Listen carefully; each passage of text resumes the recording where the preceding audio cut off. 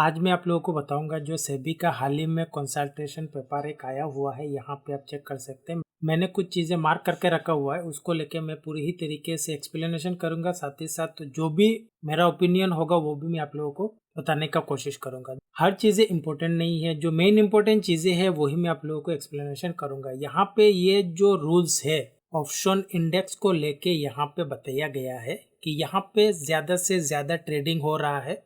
जो लोग retail trader है वो जाहिर सी बात है वो लॉसेस कर रहे हैं, क्योंकि उन्होंने रिटेल ट्रेडर तो ज़्यादा से ज़्यादा लॉसेस करते हैं। तो अभी जो ज़्यादा से ज़्यादा ट्रेडिंग हो रहा है वो यहाँ पे हर जगह मोस्ट ऑफ जगह पे आप लोगों को नज़र आएंगे कि ये वीकली बेसिस पे ज़्यादा से ज़्यादा ट्रेडिंग हो रहा है। वीकली बेसिस पे क्योंकि हर दिन आए दिन यहाँ पे आप लोगों को एक्सपायरी मिल जाएंगे। यहाँ पे आप चेक कर सकते हैं वीक में 5 दिन होते हैं, पांचों में से पांचों दिन एक्सपायरी मतलब एक दिन निफ्टी का, एक दिन बैंक निफ्टी का, एक दिन सेंसेक्स, एक दिन फिन निफ्टी, अलग अलग दिन अलग अलग एक्सपायरी है। तो इस वजह से उन्होंने जो भी ये एनालिसिस है उसके बेसिस पे उन्होंने किया हुआ है कि ज्यादा से ज्यादा यहाँ पर ट्रेडिंग होता है। साथ ही साथ और एक मेन इंपॉर्टेंट चीजें है जो हाफ एन आवर और 1 आवर के यहाँ पे आप चेक कर सकते हैं। उन्होंने बताया हुआ है कि सबसे ज्यादा से ज्यादा जो ट्रेडिंग होता है, मतलब उनका जो रिस्क है, वो लोग जो प्रेडिक्शन कर रहे हैं जो हाफ एन आवर में ट्रेडिंग होता है या 1 आवर में जो एक्सपायरी डे में जो ट्रेडिंग होता है वहाँ पे गैम्बलिंग होता है, स्कैल्पिंग जो करते हैं, ये उन लोगों का कहना है। स्कैल्पिंग करते हैं ज़्यादा से ज़्यादा, उन लोगों को पता नहीं है कि वो क्या कर रहे हैं, हम लोगों की इकोनॉमी में भी इफेक्ट आएगा, इस तरह से उन लोगों का एनालिसिस है। तो यहाँ पे आप चेक कर सकते हैं कि मान लो ये वाला जो एक्सपायरी तक मान लो जो स्टार्ट होगा, यहाँ से उन्होंने कुछ परसेंटेज दिया हुआ है कि हाफ एन आवर में यहाँ पे सेंसेक्स हो, यहाँ पे आप चेक कर सकते हैं, यहाँ पे सेंसेक्स है, यहाँ पे निफ्टी है, बैंक निफ्टी है। ये कुछ उन लोगों का एनालिसिस है कि ये हाफ एन आवर में भी ज़्यादा से ज़्यादा ट्रेडिंग हो रहा है, उन लोगों का कहना है। ये जो पेपर उन्होंने सबमिट किया हुआ है। यहाँ पे नीचे आएंगे तो आप लोगों को एक चीज़ नज़र आ जाएगा कि यहाँ पे आप चेक कर सकते हैं कि टोटल नंबर ऑफ डीमेट्स अकाउंट, मतलब 2024 मई तक अप्रोक्स मान लो 15.8 करोड़ डीमेट अकाउंट है। लेकिन यहाँ पे जो 2020 से यहाँ पे आप देख सकते हैं 12.2 करोड़ अकाउंट ओपन किया गया है।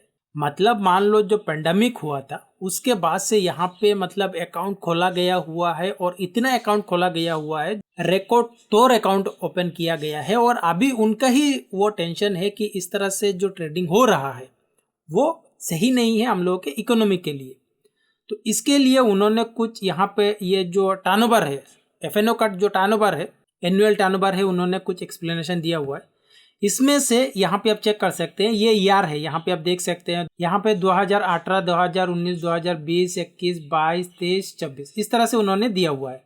तो यहाँ पे आप चेक कर सकते हैं कि इंडेक्स फ्यूचर यहाँ पे जो टर्नओवर के हिसाब से जस्ट एक रेंडमली यहाँ पे उन्होंने दिया हुआ है कि ये वाला जो है 48, मान लो 48 रुपया उस समय 2008 में मान लो यहाँ तक इतना तक ये ट्रेडिंग होता था। तो इसके हिसाब से यहाँ पे 2019 में इतना होता था। इस तरह से ग्रो करते करते 2024 तक ये इतना हो चुका है 74।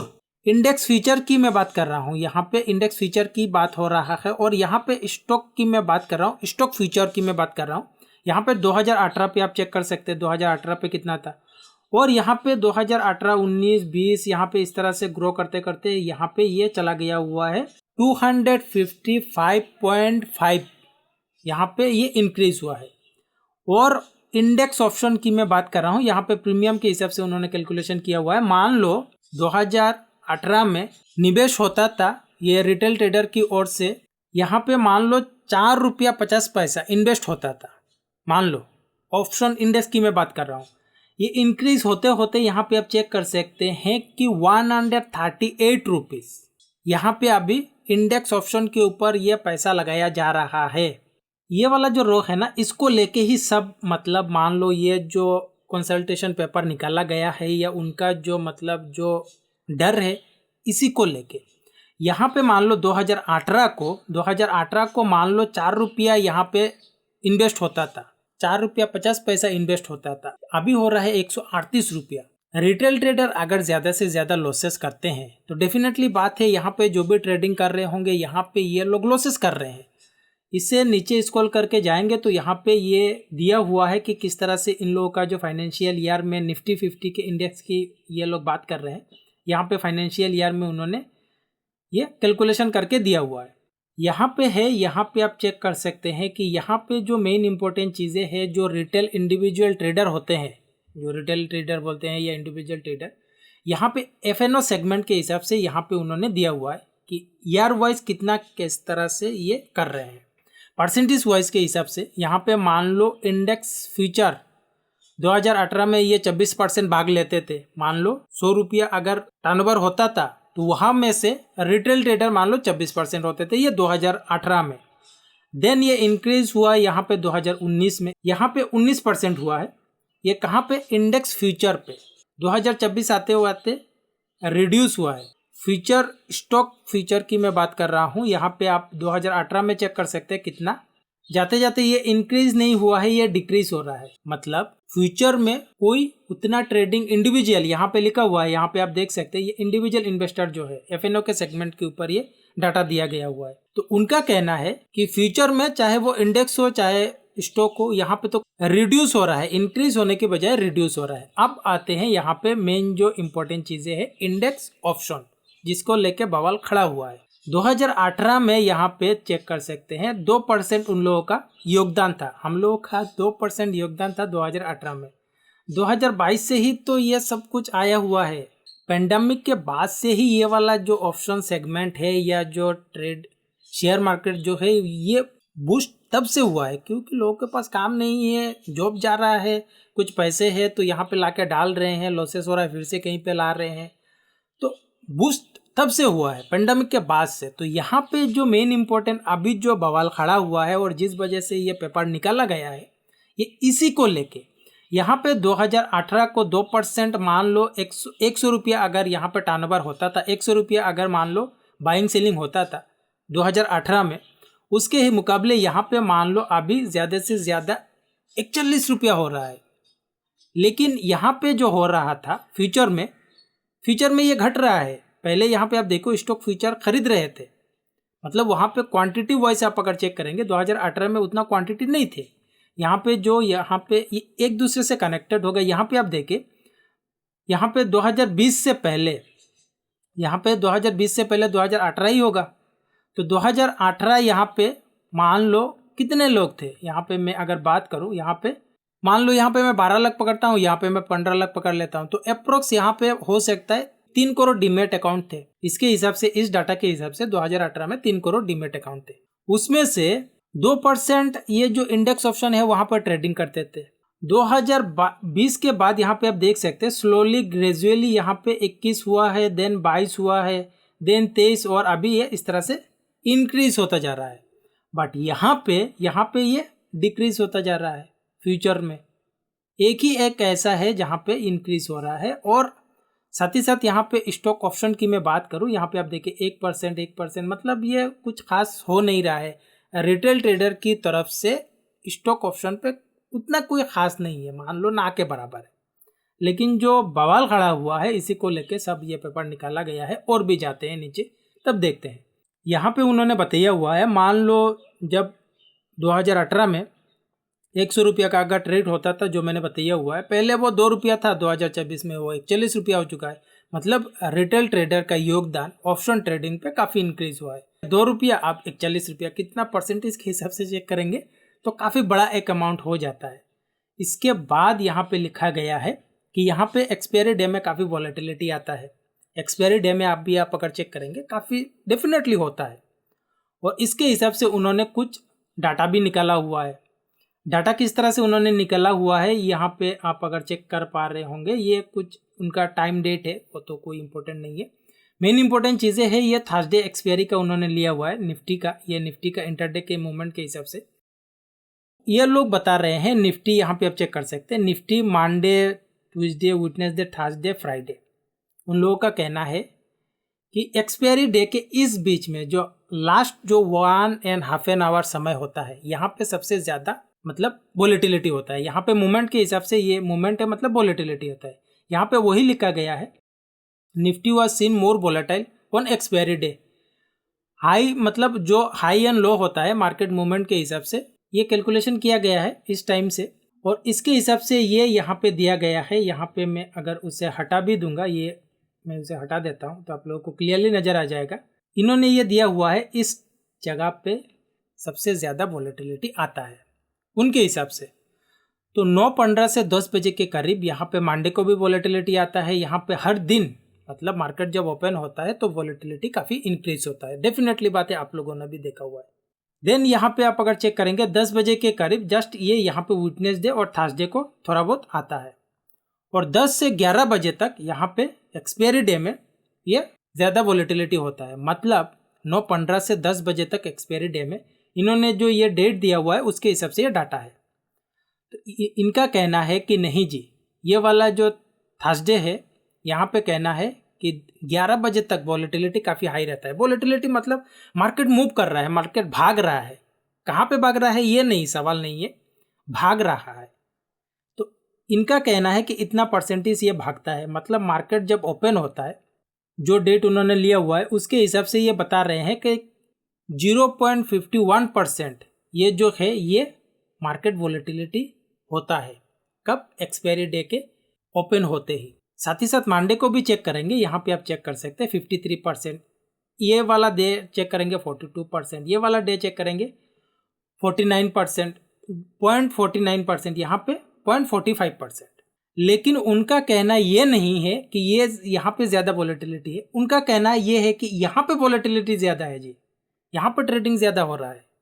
यहाँ पे जो वॉलेटिलिटी हो रहा है 53%, यहाँ पे जो हो रहा है 42%, यहाँ पे जो हो रहा है 49%। ये पॉइंट की मैं बात कर रहा हूँ, पॉइंट है 0.49%, इस तरह से 0.51%, 0.45%। ये ज़्यादा नहीं है जी, ये ज़्यादा है।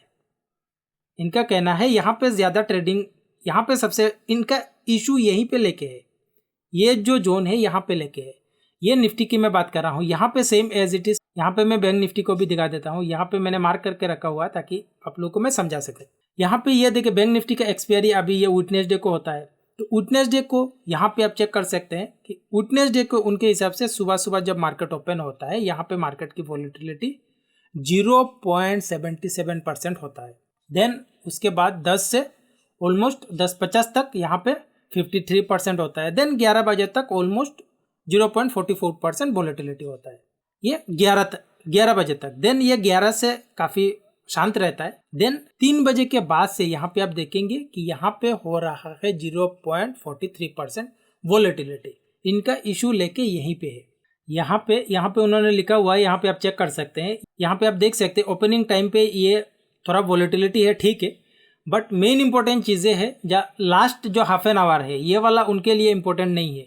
जो वो एक्सप्लेनेशन करना चाहते हैं इनके लिए ये है, लास्ट जो हाफ एन आवर है continuously most volatile expiry day compare, मतलब जो यहाँ पे जो आप चेक कर सकते हैं, यहाँ पे आप चेक करें ये वाला जो कहने का मकसद है नॉन एक्सपायरी डे, मतलब मान लो निफ्टी का थर्सडे को एक्सपायरी होता है। लास्ट यहाँ पे आप चेक करेंगे ये 32 मान लो 0.32 और यहाँ पे 33%। Last half an hour to 1 hour तक ये वॉलेटिलिटी इतना है। और नॉन एक्सपायरी डे मतलब यहाँ पे आप अगर चेक करेंगे 0.27% ये कम है, डेफिनेटली कम है। और उससे भी चेक करेंगे, बट यहाँ पे कहना है कि most volatile half an our में यहाँ पे वॉलेटिलिटी इंक्रीज हो रहा है। उनको ये ध्यान में नहीं आ रहा है कि यहाँ पे जो हाफ एन आवर, देखो सुधरना है तो हर तरफ सुधरना चाहिए। किस तरफ से क्या चीज़ उन लोग एक्सप्लेनेशन कर रहे हैं, कहाँ पे कौन सा डाटा देख रहे हैं, काफ़ी कुछ चीज़ें होता है। एक आप इतना मतलब पूरा देश का एक चीज़ को आप सुधारने की कोशिश कर रहे हो, 53% 20 आप बोलेंगे कि इसका भी एक्सप्लेनेशन होगा कि यहाँ पे ज़्यादा होगा। इसे आप पहले ठीक करो ना जी। ये 32% हो सकता है कि ये ठीक है, 32% हाफ एन आवर में यहाँ पे कौन सा चीज़ है, यहाँ पे 0.27 और यहाँ पे आप देखेंगे कि मतलब इसमें उतना क्या खास है। यहाँ पे आप अगर चेक करेंगे यहाँ पे जब और यहाँ पे मंडे को सुबह आप देखें 0.53, ये जो यहाँ से यहाँ पे कंपेयर करेंगे, मान लो मैं 0.27 से मैं अगर 0.32 को कंपेयर करूँ, ये इससे और इससे मैं कंपेयर करूँ तो कहाँ पे वॉलेटिलिटी ज़्यादा होगा जी, आप चेक करें। लेकिन उनका इशू है इसको लेके, यहाँ पे सबसे ज़्यादा वॉलेटिलिटी होता है जी। डेफिनेटली आगे जाके मैं आपको और भी क्लियरिटी करता हूँ। यहाँ पे आप चेक करें ये 77 ज़्यादा नहीं है, बट उन लोगों के लिए काफ़ी ज़्यादा है। बैंक निफ्टी मार्केट जब ओपन होता है ये 10 बजे तक हमेशा वॉलेटिलिटी रहता है। एज कंपेयर उससे तो कम ही है जी, हाफ एन आवर में जो लास्ट में जाके होगा जी। डेफिनेटली उसके पीछे अगर रीज़न है उसके पीछे भी रीज़न होगा। अगर आपको ध्यान देना है हर जगह देना पड़ेगा, लेकिन उनका यही है कि यहाँ पर ट्रेडिंग हो रहा है। और आगे जाके आप लोगों को दिखा देता हूँ।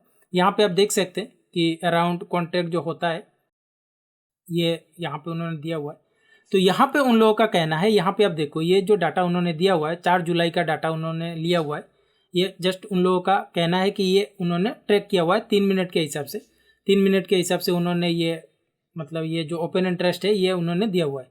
तो मैंने यहाँ पे मार्क करके रखा हुआ है, तो इसे मैं सबसे पहले इसे हटा देता हूँ। यहाँ पे आप चेक कर सकते हैं 2:45 का है, 2:48 का है, 2:51, इस तरह से ये टाइम है यहाँ पे। और यहाँ पे ये एंड किया गया है, उसके हिसाब से ये ओपन इंटरेस्ट है और इसके हिसाब से यहाँ पे वॉल्यूम भी है। यहाँ पे ओपन इंटरेस्ट है और यहाँ पे वॉल्यूम है। वॉल्यूम एक दूसरा चीज़ है और ओपन इंटरेस्ट एक दूसरा चीज़ है। उसके हिसाब से उन्होंने कैलकुलेशन किया हुआ है और एंड ऑफ द डे तक यहाँ पे ओपन इंटरेस्ट, यहाँ पे वॉल्यूम और यहाँ पे ओपन इंटरेस्ट चेंजेस, ये अंत तक यहाँ पे आप चेक कर सकते हैं माइनस माइनस माइनस माइनस।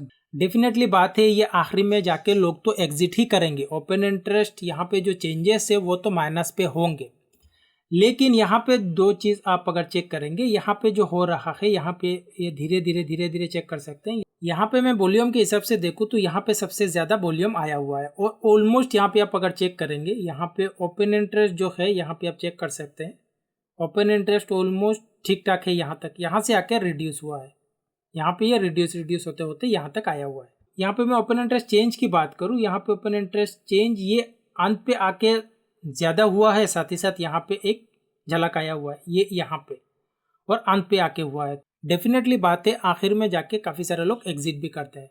तो उनका कहना है यहाँ पे जो अंत पे जाके ज़्यादा से ज़्यादा वॉलेटिलिटी इंक्रीज होता है, प्रीमियम कम होता है। मान लो आखिर में आप अगर जाके देखेंगे हाफ एन आवर में प्रीमियम कितना होता है, किसी का 5 रुपया, किसी का 2 रुपया, किसी का 5 रुपया, ये डिपेंड करता है किस स्टेक प्राइस में आप ले रहे हैं। इन लोगों का जो यहाँ पे रेंज दिया गया है, मान लो यहाँ पे एक रेंज उन्होंने दिया हुआ है और उन लोगों ने लिया हुआ है, यहाँ पे आप चेक कर सकते हैं 26,100 से 26,500 कंसिडर किया गया है। ये वाला ये जो डाटा है इन लोगों ने इस रेंज के हिसाब से उन्होंने डाटा कैलकुलेशन किया हुआ है। आप जाते हैं और नीचे उन्होंने दिया हुआ है कि एक्सपायरी डेट में डेफिनेटली बात है वहाँ पे आपको प्रीमियम ज़्यादा से ज़्यादा रिड्यूस होगा ही, क्योंकि उसे जीरो ही होने वाला है एटीएम तक। तो यहाँ पे उन लोगों का और एक मतलब कहना है, जब सेबी ने 2023 को एक स्टडी किया हुआ था इक्विटीज़ के ऊपर, जो इंडिविजुअल ट्रेडर के ऊपर कि एफएनओ सेगमेंट में जो इक्विटीज़ होता है, इक्विटीज़ के हिसाब से स्टडी के मुताबिक 89% लोग इंडिविजुअल ट्रेडर लॉसेस करते हैं। 89%। यहाँ पे फॉर एग्जांपल यहाँ पे मैं अगर बात करूँ, यहाँ पे मान लो इतना करोड़, ये इतने लाख इंडिविजुअल ट्रेडर, मतलब इंडिविजुअल ट्रेडर विथ इंडिविजुअल जो कंपनी होते हैं, प्रोप्राइटरशिप फार्म भी होते हैं, इनका भी ये इंडिविजुअल में आ जाता है। तो इन लोगों ने यहाँ पे बताया गया है 51.689 करोड़ फिगर उन्होंने लॉस कर दिया हुआ है। और इसमें से यहाँ पे आप चेक करेंगे कि इतने इन्वेस्टर ने ऑलमोस्ट प्रॉफिट भी किया हुआ है। ऐसा नहीं है कि मतलब 100% टाइम लॉसेस है, इतने परसेंट लोग प्रॉफिट भी है। बट इसमें से मेन इंपॉर्टेंट चीज़ जो यहाँ पे आता है, यहाँ पे आप देखें the loss make extended and additional 80% of trading loss as transaction cost. जो सरकार या जो ब्रोकरेज वगैरह जो भी है, एडिशनल जो ट्रांजेक्शन कॉस्ट वगैरह होते हैं, अभी तो मान लो और सोने पे सुहागा, और भी टैक्स इंक्रीज कर दिया, और भी टैक्स दो, और भी टैक्स दो, बस टैक्स देते रहो आप, चाहे प्रॉफिट करो चाहे लॉस करो, उससे कुछ फर्क नहीं पड़ने वाला है, बस सरकार को टैक्स दो। यहाँ पे मैं आप लोगों को एक लाइव एग्जांपल के साथ बताता हूँ। यहाँ पे आप चेक कर सकते हैं, ये है कुछ पोजीशन यहाँ पे लिया गया है और उसका मैं अगर कॉन्टैक्ट नोट्स ओपन करके दिखाऊँ, यहाँ पे आप देख सकते हैं ये जो एसटीटी है, एसटीटी के नाम से यहाँ पे आप चेक कर सकते हैं 596.12 रुपीज़ लिया गया है जस्ट एसटीटी बेसिस पे। टोटल यहाँ पे आप अगर चेक करेंगे, जस्ट ये मैं आप लोगों को लाइव एग्जांपल के रूप में ये जस्ट बताने का कोशिश कर रहा हूँ। यहाँ पे 778.85 रुपीज़ टोटल चार्जेस से, ब्रोकरेज आप चेक कर सकते हैं इतना है, एसटीटी कितना है, साथ ही साथ यहाँ पे आप चेक कर सकते हैं कि इसके साथ जीएसटी भी है। तो यहाँ पे मैं आप लोगों को और भी क्लियरिटी कर दूँ, जो यहाँ पे चार्जेस आपने दिया हुआ है, मान लो जो आपने पोजीशन लिया हुआ है, यहाँ पे अगर आपका प्रॉफिट होता है तो अच्छी बात है, अगर आपका लॉसेस होता है तो वो आपका है। कुछ भी यहाँ पे आपको फैसिलिटी नहीं मिलेगा अगर लॉसेस होते हैं। बट अगर आप प्रॉफिट करते हैं, अगर आप 1 साल के अंदर उसे एग्जिट करते हैं प्रॉफिट को, तो आप लोगों को फिर से टैक्स देना पड़ेगा। अगर आप 1 साल के बाद भी बेचते हैं तो आप लोगों को वहाँ पे भी पैसा देना पड़ेगा, long term and short term capital gain tax के ऊपर। वो अलग अलग परसेंटेज के हिसाब से होता है।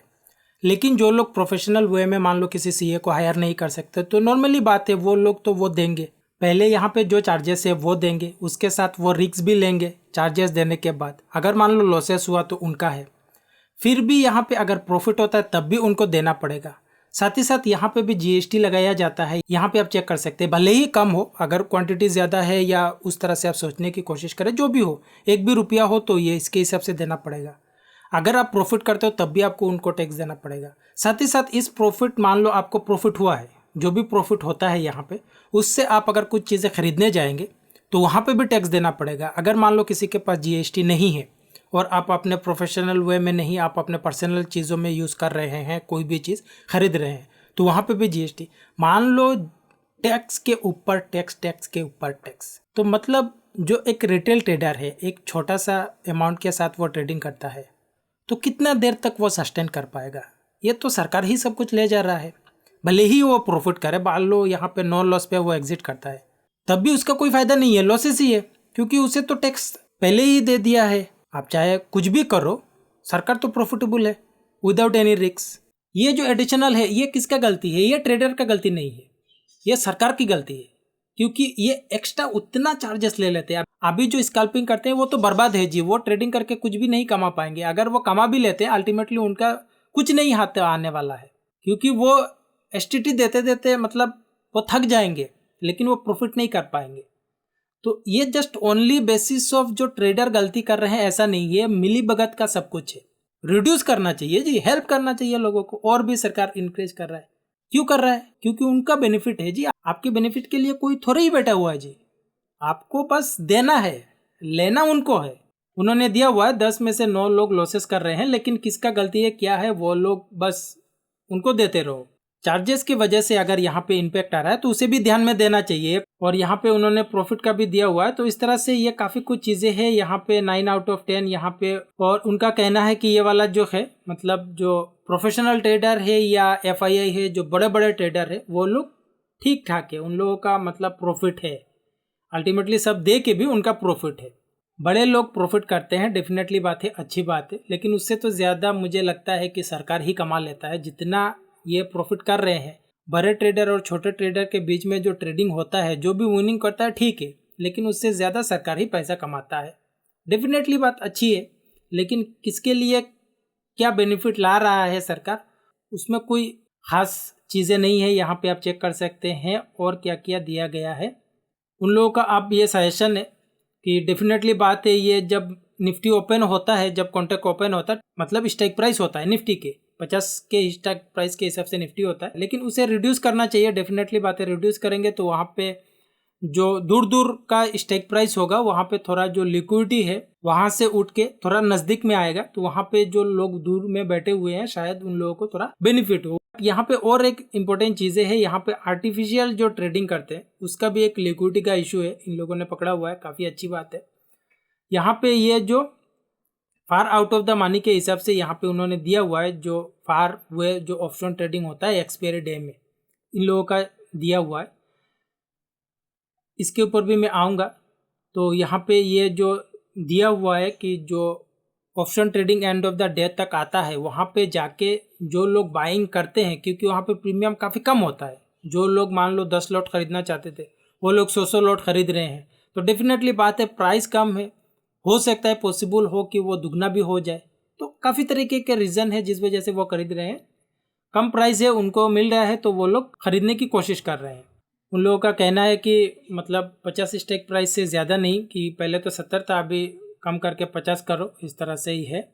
और यहाँ पे कहना है कि ये जो कैलेंडर स्प्रेड होता है, देखो कैलेंडर स्प्रेड 2 एक्सपायरी का, मान लो आज एक एक्सपायरी है और आप नेक्स्ट एक्सपायरी के साथ उसे बाइंग करें या सेलिंग करें, एक को बाइंग करेंगे एक को सेलिंग करेंगे, जिस वजह से यहाँ पे ये मार्जिन का जो बेनिफिट है उसे रोकना चाहिए। तो इस तरह से तो कैलेंडर स्प्रेड इतना कोई इशू नहीं है, उसे जिस तरह से हटाना है करना है करो, उसमें कोई इशू नहीं है। बट यहाँ पे और अगर कुछ चीज़ें होंगे तो मैं आपको एक्सप्लेनेशन करता हूँ। यही है, ये कैलेंडर स्प्रेड को लेके यहाँ पे उन्होंने दिया हुआ है कि इस तरह से बंद करना चाहिए। साथ ही साथ उन्होंने दिया हुआ है कि जो लॉट साइज है, अभी मान लो 5 से 10 लाख होता है जो निफ्टी का लॉट साइज होता है। यहाँ मैं अगर आप लोगों को कैलकुलेशन करके बता दूँ, मान लो यहाँ पे 26,000 निफ्टी चल रहा है, 26,000 हम लोगों का लॉट कितना है, यहाँ पे मान लो 25, तो यहाँ पे अप्रोक्स 6 लाख के करीब एक लॉट साइज हो रहा है। ये लोग बता रहे हैं कि नहीं 6 लाख नहीं, उससे आप इंक्रीज करके कम से कम 15 लाख या 20 लाख करो, और आफ्टर 6 मंथ और उसे 20 से 30 लाख कर दो, मतलब लॉट साइज इंक्रीज कर दो। तो यहाँ पे जो है मान लो ये वाला जो चीज़ है, जो मान लो 10,000, 20,000, 30,000, 50,000 से नीचे जो लोग लेके ऑप्शन ट्रेडिंग करते हैं उनके लिए जस्ट ये इफेक्ट आ सकता है, उससे ज़्यादा नहीं होगा। मान लो यहाँ पे ये आप जो करते हो, मान लो ये 20 लाख हो जाता है फॉर एग्जाम्पल, यहाँ पे मैं उसे 4 गुना कर देता हूँ, तो 4 गुना कर दूंगा, ऑलमोस्ट मान लो 24 लाख हो चुका है। तो मुझे 25 के बदले मैं 4 गुना लॉट लूँगा, यानी कि 100 क्वांटिटी मुझे लेना पड़ेगा। अगर मान लो अभी फॉर एग्जांपल 25 क्वांटिटी के लिए मान लो मैं वीकली एक्सपायरी का ले लेता हूँ, फॉर एग्जांपल 250 करके लेता हूँ, 250 करके लेता हूँ, तो मुझे मान लो 6,000 देना पड़ता है, वन साइडेड के लिए 6,000 250 रुपया देना पड़ेगा। तो उसका मैं 4 गुना कर दूंगा, तो मुझे देना पड़ेगा 25,000।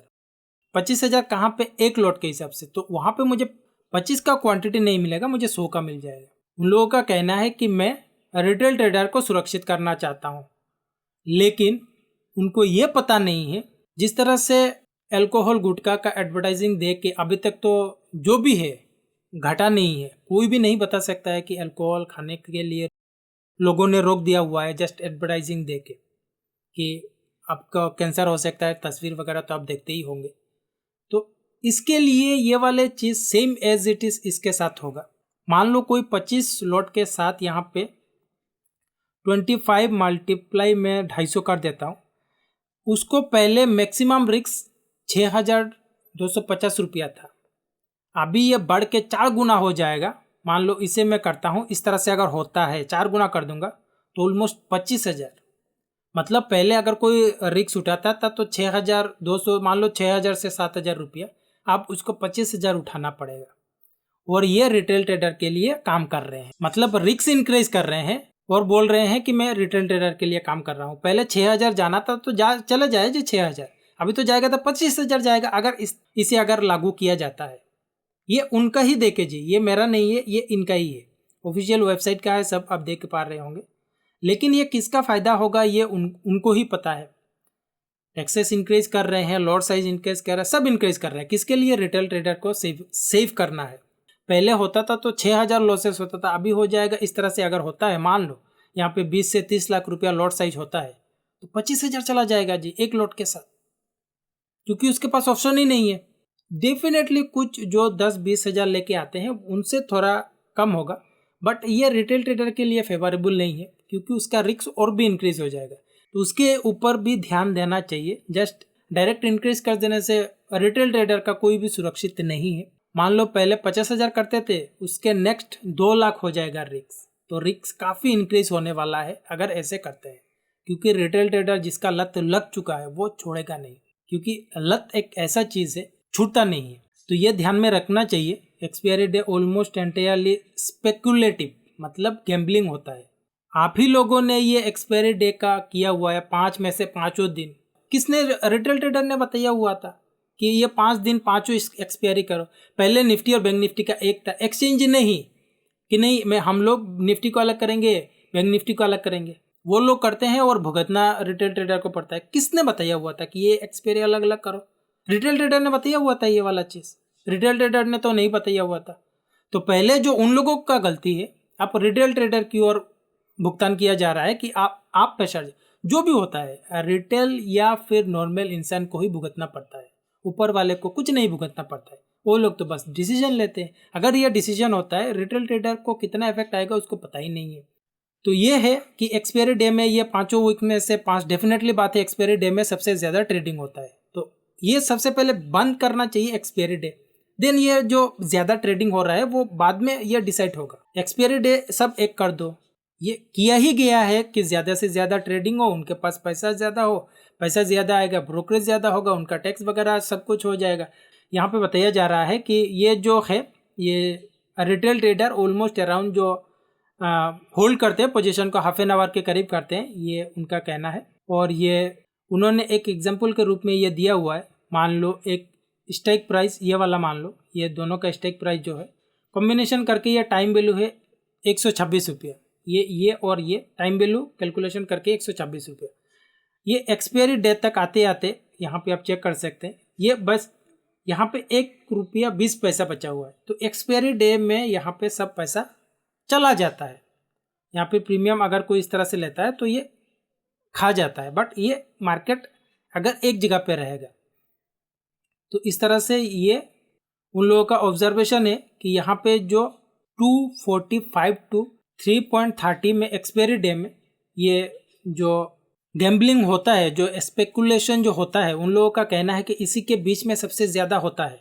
जो ऊपर आपने डाटा देखा हुआ है, ऊपर में जाके फिर से दिखा दूंगा, यहाँ पे ये बताया जा रहा है कि 3% कम से कम इंक्रीज होना चाहिए बिफोर एक्सपायरी, ये इस तरह से उन लोगों का कहना है और कुछ इसमें कोई खास डाटा नहीं है।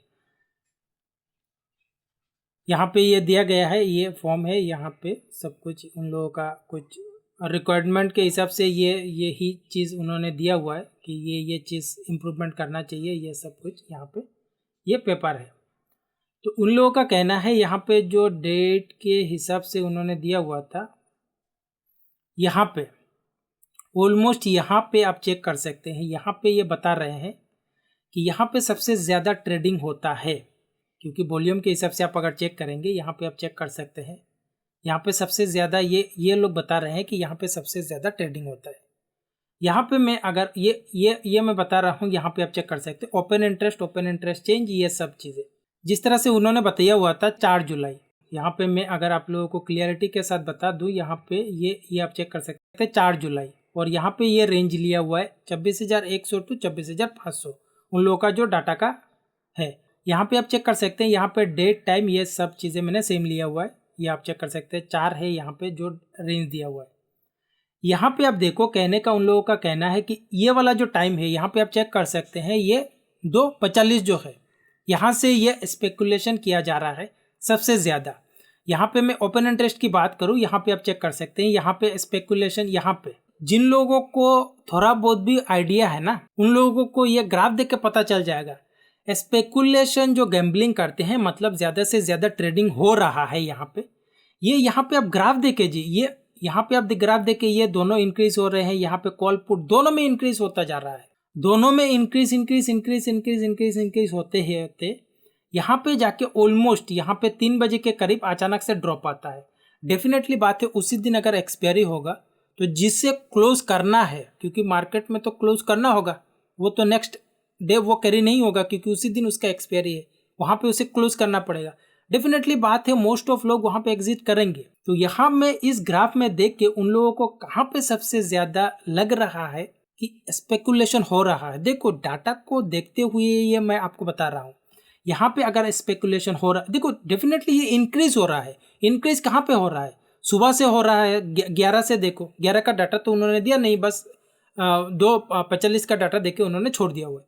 अगर अचानक से यहाँ पे कोई स्पाइक, देखो यहाँ पे ये ड्रॉप डाउन हुआ है, इस तरह से स्पाइक होता है, यहाँ पे ये शिफ्टिंग हुआ है, यहाँ पे स्पाइक होता है, मार्केट अगर शिफ्टिंग करता है, but end of the day तक यहाँ पे जाके अगर इस तरह से ड्रॉप हो रहा है, वो एग्जिट कर रहे हैं। तो यहाँ पे मान लो जब सुबह मान लो जिस तरह से मैंने आपको दिखाया हुआ, यहाँ पे ये जो निफ्टी और बैंक निफ्टी का जो वोलेटिलिटी उन्होंने बताया हुआ है, मूवमेंट जो है मॉर्निंग में, यहाँ पे आप चेक कर सकते हैं काफ़ी ज़्यादा मूवमेंट है एज कम्पेयर मॉर्निंग से, तो एंड ऑफ द डे तक थोड़ा कम ही है, ज़्यादा नहीं है। बट उन लोगों का कहना है कि नहीं, यहाँ पे स्पेकुलेशन ज़्यादा हो रहा है जी। डेफिनेटली उन लोगों का थोड़ा बहुत कहना है कि नहीं, ये तो एक्सपायरी डे में वीकली में थोड़ा बहुत ज़्यादा हो रखा है ट्रेडिंग, क्योंकि उन लोगों का डाटा है यहाँ पे उन्होंने दिया हुआ है 2008 से आप चेक करेंगे 41% तक यहाँ पे ऑप्शन में ट्रेडिंग हो रहा है। बट उन लोगों का कहना है कि स्पेकुलेशन जो हो रहा है यहाँ पे, ये जो यहाँ पे जो हो रहा है ऑलमोस्ट 2:30 बजे से ज़्यादा हो रहा है। ये बस ये जो परसेंटेज के हिसाब से ये कोई उतना कोई बड़ा है। और यहाँ पे मैं बात करूँ इस डाटा के हिसाब से कि दोनों ही ग्रो हो रहा है, ओपन इंटरेस्ट को लेके यहाँ पे अगर कैलकुलेशन किया जा रहा है तो जो लोग जानते होंगे ग्राफ को चेक करना, मुझे ये बताए कि इस जगह पे ऐसा कौन सा स्पेकुलेशन हुआ है जहाँ पे यहाँ पे नहीं हुआ है। अगर स्पेकुलेशन होता है या जो भी यहाँ पे जो गैम्बलिंग हो रहा है पूरा दिन हुआ है, जब पूरा दिन का जिक्र है ही नहीं, तो उनको एक रिसर्च पेपर दिया गया है कि उसके ऊपर जांच करो, बस उनका कहना है और उन लोगों ने दे दिया हुआ है। ये मुझे लग रहा है क्योंकि अगर यहाँ पे स्पेकुलेशन हो रहा है, क्योंकि डेफिनेटली बात है यहाँ पे जाकर लोग एग्जिट करेंगे और मार्केट वोलेटिलिटी इंक्रीज होगा। हाफ एन आवर 1 आवर में स्पेकुलेशन या जो भी हो वो होता ही है, मार्केट वोलेटिलिटी होगा, एग्जिट करेंगे लोग। इन लोगों का जिस तरह से कहना है कि आउट ऑफ द मनी जहाँ पे जाके कम प्राइस होता है या जहाँ पे भी कम प्राइस मिलता है, चीपेस्ट ऑप्शन प्राइस मिलता है, वहीं पे जाके लोग खरीद लेते हैं। शायद जिनको ये पेपर दिया गया है वो लोग शायद ट्रेडिंग ही नहीं करते हैं। देखो जी, मैं आपको एक चीज़ बताता हूँ। यहाँ पे जस्ट मैं आप लोगों को एक एक्सपायरी का आप लोगों को जस्ट फॉर एग्जांपल के लिए मैं बता रहा हूँ। मान लो ये वाला जो है ना, यहाँ पे ये एटीएम है ये वाला, और यहाँ में से मान लो आउट ऑफ द मनी पे मान लो यहाँ पे आप चेक कर सकते हैं यहाँ पे कितना ट्रेडिंग हो रहा है। ये वाला जो 3 रुपया वाला स्ट्राइक प्राइस है, यहाँ पे आप देखो कितना ट्रेडिंग हो रहा है। यहाँ पे मैं आउट ऑफ द मनी जाके दिखाऊँ, यहाँ पे आप चेक कर सकते हैं 26,000 पे कितना हो रहा है और इसका प्रीमियम कितना है 14 रुपया। तो यहाँ पे जो ट्रेडिंग हो रहा है, यहाँ पे कहना है कि रिटेल ट्रेडर यहाँ पे सबसे ज्यादा ट्रेडिंग करते हैं, स्पेकुलेशन करते हैं, गैम्बलिंग करते हैं। जिन लोगों को पता है ऑप्शन ट्रेडिंग करते हैं, कुछ हद तक हेजिंग वगैरह करते हैं, उनको पता है यहाँ पे सेलिंग करेंगे और आउट ऑफ द मनी जाके ये हो सकता है दुगना लॉट हो। मान लो यहाँ पे अगर फॉर एग्जाम्पल मैं 10 लॉट लेता हूँ, आउट ऑफ द मनी जाके मैं 20 लॉट या 30 लॉट बाइंग कर लूंगा, ये हेजिंग हो जाएगा। मार्जिन का बेनिफिट जिन लोगों को लगता है, ऐसे भी काफी सारे लोग हैं। जस्ट ये जो यहाँ पे जो ट्रेडिंग हो रहा है, मान लो 3,95,000 जो लोग हैं, ये जस्ट ऐसा नहीं है जो स्पेकुलेशन कर रहे हैं और रिटेल ट्रेडर है। यहाँ पे जो बड़े लोग हैं, हो सकता है मार्जिन बेनिफिट के लिए इन्होंने भी यहाँ पे आके बाइंग किया होगा, चाहे रिटेल ट्रेडर हो, प्रोफेशनल ट्रेडर हो, जो भी हो। एटीएम पे जिन्होंने भी ऑप्शन सेलिंग किया हुआ है, मार्जिन बेनिफिट के लिए आउट ऑफ द मनी आके वो बाइंग भी कर सकते हैं। तो यहाँ पे जो लोग ये ट्रेडिंग कर रहे हैं उससे दुगना या 3 गुना ज्यादा भी ये लोग आउट ऑफ द मनी जाके, यहाँ पे जो ज्यादा से ज्यादा नजर आ रहा है ना, यहाँ पे ये वाला, यहाँ पे हो सकता है मार्जिन बेनिफिट के लिए पॉसिबल है। देखो जो डाटा बताएगा वही मैं बता रहा हूँ। ओपन इंटरेस्ट में दोनों होते हैं, बाइंग भी होते हैं, सेलिंग भी होते हैं। तो यहाँ पे जो है ये जो 25 पे है, यहाँ पे 6 लाख ऑलमोस्ट 7 लाख है। 7 लाख के हिसाब से यहाँ पे अगर एटीएम पे अगर 10 लॉट कोई सेलिंग करता है तो यहाँ पे मान लो 10 लॉट के मुकाबले हो सकता है 50 लॉट आके यहाँ पे बाइंग करे, तो उसे मार्जिन का भी बेनिफिट मिल जाएगा। तो 3 से 4 गुना 5 गुना भी काफ़ी कबार, क्योंकि एडजस्टमेंट वगैरह करना पड़ता है, दूर दूर जाके लोग बाइंग कर लेते हैं। लेकिन उन लोगों का कहना है कि नहीं, यहाँ पे जो ऑप्शन ट्रेडिंग होता है, आउट ऑफ द मनी जो होता है, जहाँ पे भी कम प्राइस होता है वहाँ पे स्पेकुलेशन होता है और ज्यादा से ज्यादा रिटेल ट्रेडर आके यहाँ पे डुबकी मारते हैं। मैं ये डिसएग्री नहीं कर रहा हूँ कि डुबकी नहीं मारते हैं, मारते हैं। 1 रुपया 2 रुपया के स्ट्राइक प्राइस में आते हैं, बस रिटेल ट्रेडर ही आके जो यहाँ पे एंटर करते हैं, या कोई बड़ा ट्रेडर आते नहीं है, ऐसा नहीं है। हेजिंग भी करते हैं, मार्जिन बेनिफिट के लिए भी होता है। डेफिनेटली बात है ऑप्शन पे ही ज्यादा से ज्यादा ट्रेडिंग करेंगे। सबसे पहली बात यह सरकार की गलती है। लोगों के पास अगर उतना ही अर्निंग होता तो यहाँ पे आके ट्रेडिंग करते ही नहीं है। पेंडेमिक के बाद से और भी नौकरियां चली गई है, तो पेंडेमिक के बाद से तो और बुरा हाल है। तो अभी लोग करे तो करे क्या, यहाँ पे एक अपॉर्चुनिटी नजर आता है। देखो जिसके पास करोड़ों है, ये ऑप्शन ट्रेडिंग करता नहीं है, वो इक्विटीज वगैरह पे लगा देता है, इक्विटीज पे, म्यूचुअल फंड पे, वहाँ लगा के उसे पता है कि क्या करना है। जिसके पास 50,000 है और उसे उसका घर चलाना है, कभी कभार मान लो उसे 50,000 डाला हुआ है, 5,000 मिल चुका है, 2,000 मिल चुका है, 2,000 से 5,000, 10,000 कुछ भी मिल रहा हो, उससे अगर ये चीज मिला हुआ है एक बार, तो वो क्या करेगा, वो इसी होप पे रहेगा ना कि मुझे इससे कुछ ना कुछ तो मिला हुआ है, एक दिन मिला हुआ है, भले ही वो 10 दिन लॉसेस है, लेकिन उसका होप है कि मैं यहाँ से कुछ कर सकता हूँ, 50,000 से मेरा घर चला सकता हूँ। जो भी लोग यहाँ पे उन्होंने बताया हुआ है ना कि 89%, 90% ये लोग लॉसेस किए हुए हैं, किस होप से उन्होंने लॉसेस किया हुआ है? प्रॉफिट आना चाहिए। यहाँ पे 89% में से आपको ये नीचे कमेंट में बताना है कि कितने % इस होप से ट्रेडिंग किए होंगे कि मेरे इस ट्रेड से कुछ ना कुछ प्रॉफिट हो और मैं घर चलाऊं। यहाँ में से मोर देन 50 to 60% लोग इस होप से आए हुए हैं। तो ये गलती सिर्फ लोगों का नहीं है, ये गलती सरकार का भी है। क्योंकि उसके पास वो अथॉरिटी नहीं है कि जो एलिजिबल लोग हैं, सब जानते होंगे जी, ये सिर्फ इंडिया का नहीं है, बट हम लोग इंडिया में रहते हैं, इंडिया में सब कुछ करते हैं, तो उसका ये हक बनता है कि उसे सही रास्ता दिखाए। इस झंझट में आके फंसाया किसने? सरकार ने। अगर किसी के पास जॉब होता, अच्छे नौकरी होते, कितने लोग इंजीनियर डॉक्टर, देखो ये मैं इसलिए नहीं बता रहा हूँ, कितने इंजीनियर डॉक्टर जो बड़े बड़े प्रोफेशनल लोग हैं यहाँ पे आके करते हैं, वो इन्वेस्टिंग करते हैं जी, ये ट्रेडिंग नहीं, क्योंकि उनके पास समय ही नहीं है। लोगों के पास समय पड़ा हुआ है, कुछ पैसे है, 10,000 20,000 है, इसी होप से आए होंगे कि चलो कुछ नहीं तो यही सही, आए सो आए गए सो गए। ऐसे भी दुनिया में है क्या? मान लो जो जिन्होंने भी कुछ ग्रेजुएशन किए होंगे, 10वीं पढ़ा होगा, 12वीं पढ़ा होगा, कुछ ना कुछ पढ़ा होगा, ऐसे ही गया हुआ है, 20 से 50 1 लाख तो कम से कम गया होगा, और 10,000 20,000 जाएगा तो क्या चला जाएगा? ऐसे भी नहीं है, तो चलो करते हैं। सिर्फ ये एक चीज़ के ऊपर नहीं है, मिलीभगत है, लेकिन दोष सिर्फ एक चीज़ों के ऊपर दिया जा रहा है, ऐसा है ऐसा है। कैलकुलेशन करना है, हर तरफ देख के करना है, हर किसी को ध्यान में रखते हुए करना है। अगर रिटेल ट्रेडर को सेव करना है, मेरे हिसाब से जो भी स्कूल कॉलेज में सिखाया जाता है, रियल लाइफ में मोस्ट ऑफ चीज़ें काम ही नहीं आता है, तो सेम एज इट इज़ मैं बोलूँगा कि एजुकेशन प्रोवाइड करा दो, कुछ नहीं होगा जी। बट नेक्स्ट क्या? इसके लिए आप अपने तरफ से भी कुछ अगर कहना चाहते हैं तो सभी को आप डायरेक्ट कर सकते हैं। ये ऑफिशियल वेबसाइट है, मैं नीचे डिस्क्रिप्शन पे लिंक भी प्रोवाइड करा दूंगा। यहाँ पे आपका जो भी ओपिनियन होगा वो आप यहाँ पे आके कह सकते हैं, ये है वो है, आपका ओपिनियन कहना है इसके बारे में। इस तरह से जो भी अभी मैंने आपको एक्सप्लेनेशन करके बताने का कोशिश किया हुआ है, स्पेशली इंडेक्स ऑप्शन ट्रेडिंग को लेकर, तो यहाँ पे आप अपना ओपिनियन शेयर कर सकते हैं।